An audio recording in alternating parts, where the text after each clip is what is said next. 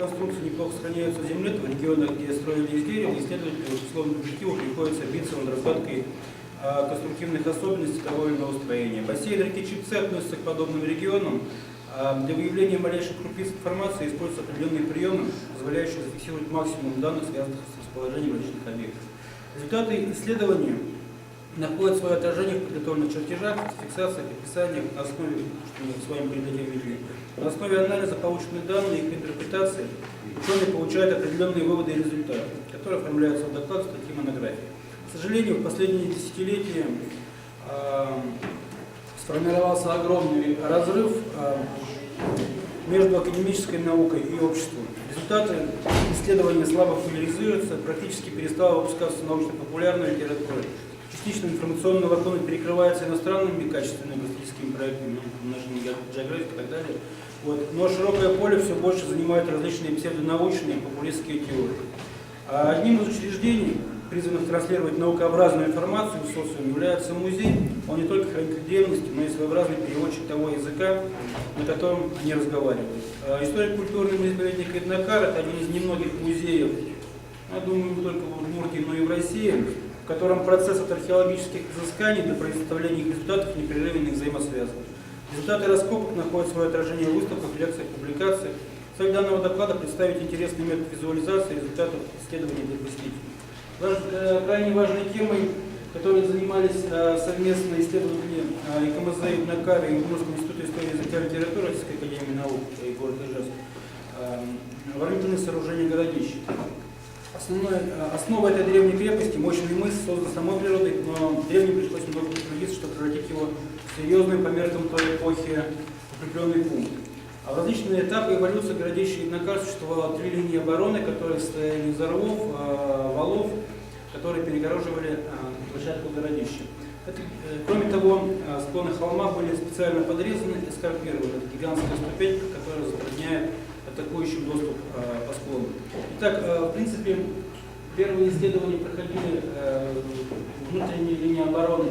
Была исследована в 1993 году, в 1994 два раскопа заложены, в 1988 и 90, в 1989 году исследовалась средняя линия обороны городища Эднокар. В 2000 году мы уже исследовали эту линию. В 1992 году и в 2004-2005 годах исследовалась внешняя линия обороны городища. В 2004 дальше. Эскарп мы исследовали в 2002 году.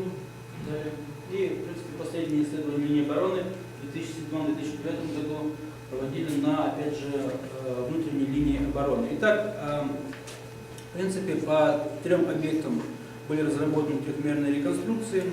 Первое, следующий слайд. Внутренняя линия обороны. Дальше. Она самая равнее образуется в конце IX века, и здесь были обнаружены довольно-таки интересные конструкции. В теле вала было обнаружено три группы парных столбовых конструкций, которые расположены по продольной центральной оси срубных конструкций. И также остатки двух срубов, примыкающих друг к другу и составляющих каркас вала. На начальном этапе сооружения вала, вероятно,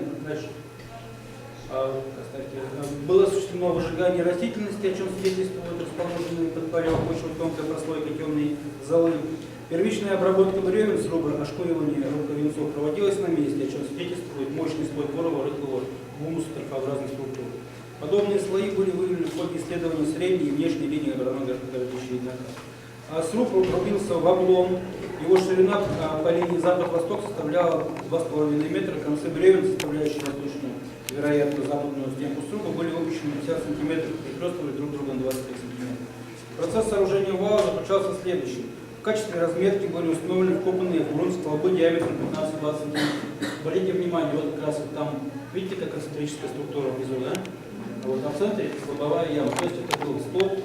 Причем столбы, сам процесс сооружения довольно интересный. Они копали землю и обложили глиной. Вот эта вот круглая концентрическая структура, столб просто был обложен глиной и утрамбован. То есть это был зафиксирован на раскоп. Дальше. На первом этапе как раз обсыпали глиной и плотно утрамбовывали, о чем свидетельствует наличие специфических структур. А после укладки одного венца он заполнялся глиной одновременно с выемкой рва, после чего глина плотно утрамбовывалась ногами. А вот у нас остатки следующие. Двух стыкующихся остатки двух стыкующихся нижних венцов срубов, которые располагались внутри валов. После заполнялся глиной и утрамбовывался ногами. Дальше. Вот здесь вы можете увидеть разрез этого самого вала. То есть, ну, как бы для специалистов плохо, понятно. Красно-коричневая глина, такие тонкие серые прослоечки, видите, да? Это не что иное, как грязь, которую строители вала нанесли на своих ногах. То есть они когда копали, утрамбовывали вот эти вот грязные прослоечки с ног, они зафиксировали. Дальше выстраивался снова сруб, и дальше закладывалось, вернее, венец, и постепенно вот так вот поднималось, формировалось ну вот, в принципе, на основе археологических исследований была построена подобная реконструкция крепостной стены. На гребне вала возведены деревянные конструкции, от которых остались столбовые ямы. То есть здесь столбы, два столба, между ними закладывались, по всей видимости, бревна. Внешний эскарп, внешняя часть рва также была укреплена с помощью бревен от расползания. Вот очень интересная структура, больше на этнокаре она не встречается. Следующая линия обороны, средняя, дальше. Так она тоже. Это все еще дальше. Дальше. Средняя линия обороны, она мощная, то есть она претерпела за время своего развития не менее 4 этапов перестройки. Мы рассмотрим только первый этап строительства и функционирования этой линии. То есть изначально дальше место была переотложена почва, она фиксируется в археологических слоях, потом началась выборка грунта, было насыпано тело вала дальше подобным образом. Нами были выявлены две линии параллельных столбов, которые, по всей видимости, остались от крепостных сооружений наружу. То есть, по всей видимости, были установлены подобным образом столбы. Это уже реконструкция раскопок. Вероятнее всего, конструкция, опять же, была из уложенных горизонтальных бревен, так называемая столбовая конструкция крепостных стен. Вторая линия бревен, дальше. Ну вот, кстати, вот примерно так они крепились, то есть выбираются пазы, вставляются бревна. Подтверждение всему этому, вот нами в деревне Адам был обнаружен амбар, скорее всего, начала еще 20 века постройки, вот такая же столбовая конструкция. То есть центральные столбы, заложенные бревна, пазы. Дальше. Вот так это выглядело. Примерно так, наверное, Этнокарская стена выглядела лет через десятки своих расстройств. А сзади столбы, по всей вероятности, принадлежали подпоркам для боевой площадки. То есть уложены были лаги, малые столбы подпирали, дальше, и боевой настил. То есть с него можно было вести бои, отражать противника. Впоследствии вал был расширен, отсыпан эскарп вала, и примерно вот таким образом выглядела крепостная стена на первом своем этапе. Довольно-таки интересное укрепление было. По всей видимости, можно предположить, что при возведении деревянных укреплений используется некий стандарт длины бревен, определяемый его природными особенностями. Для столов хвойных пород диаметр 20-25 см, длина оптимально подходящей к строительству части составляет 3-4 метра.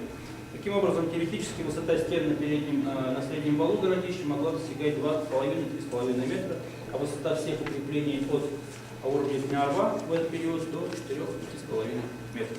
Довольно-таки неплохие укрепления. Вот еще один вариант, это уже. Ну и последнее, что мы реконструировали предмерки, это эскарп. Вот так он выглядит на современном этапе. Обратите внимание, вот такая ступень прослеживается. Это не что иное, как рукотворное сооружение, громаднейшее. Эскарпом французского эскарпа крутой в эпоху Средневековья иного времени называли обращенный к противнику склон рва, либо специально подрезанный склон реки или склон.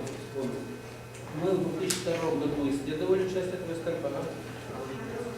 Вот так формируется эскарп.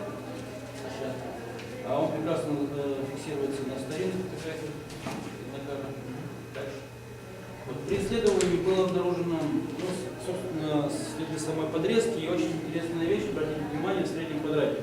Большое скопление ямок. Эти ямки мы заполнили с помощью трехмерной реконструкции. Продолжим. Это поверхность.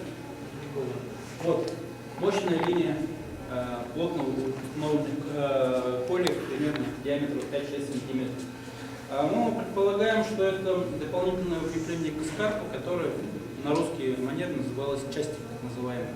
То есть до появления скорострельной артиллерии, до появления колючей проволоки, подобный частик использовался в качестве проволочного заграждения. То есть небольшие коли острые, они мешали продвижению противника и затормаживали его при продвижении по самой площадке. К сожалению, у нас, наверное, видео не запустится, но тем не менее нет, связанного нет. Так вот, я хочу подвести итог.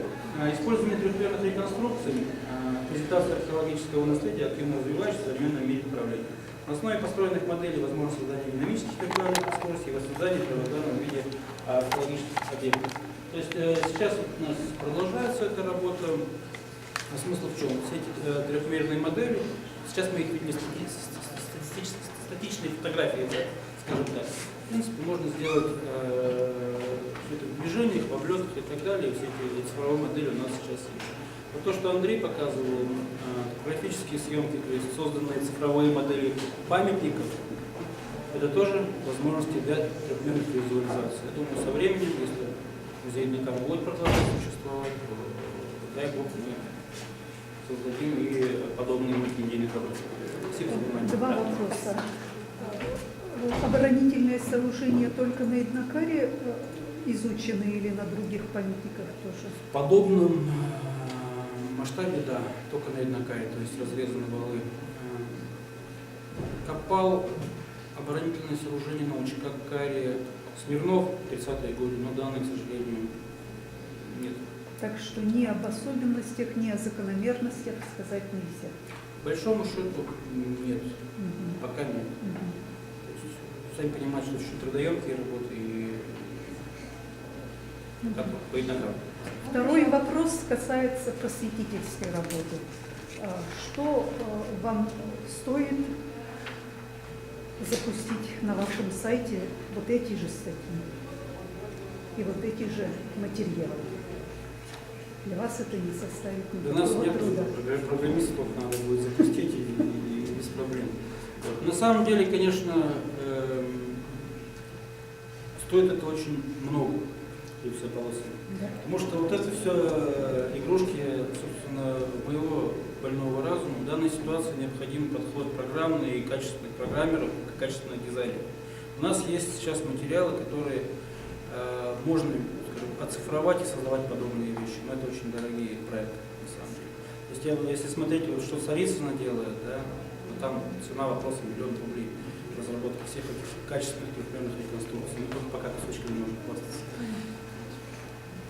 Вы ближе всех к этой теме. У нас по проекту город Глазов должен разрастись вблизь городища Эднакар, что сейчас Я слышно надеюсь, там. этого не случится. В принципе, я подготовил письма в министерство и нашу администрацию. И сейчас мы планируем там создавать охраняемую территорию, потому что городу будет дороже там строиться, я это устрою. Потому что там есть могильники, есть селища, есть памятники археологические, еще не исследованы. Но они есть. Это проблема будет для города, мешает устроиться. Спасибо. Так, и вы что-то хотите? Нет, я знаю. Я хотела спросить, вот в городище Эднакар сколько примерно жителей предполагается, что там жило? Какое-то Ну, по подсчетам, по крайней мере, Иванова, в период расцвета она предполагает до 600 тысяч. То есть 600 тысяч человек. Это так. тысяч? 600-1000. А 600 тысяч? Да. Просто очень интересно, Там очень плотно. какое огромное заградительное устройство нужно построить, чтобы защитить 1000 человек от кого? А вы не забывайте, что, во-первых, городище – это центр целой округи. В округе существовало еще 10-15 родовых селений, как вы говорите, то есть селища и так далее. То есть строили сообща, и в случае военной опасности неукрепленные поселения все скрывались как раз за стенами городища. То есть они со скотом, с людьми, с детьми все прятались за крепостными стенами. То есть это Как вы знаете, в Европе, например, все городское население потом пряталось за стенами, и вся округа там же. Спасибо. То есть это центры обороны. Спасибо. Много их было. И у нас Да. вот два выступления.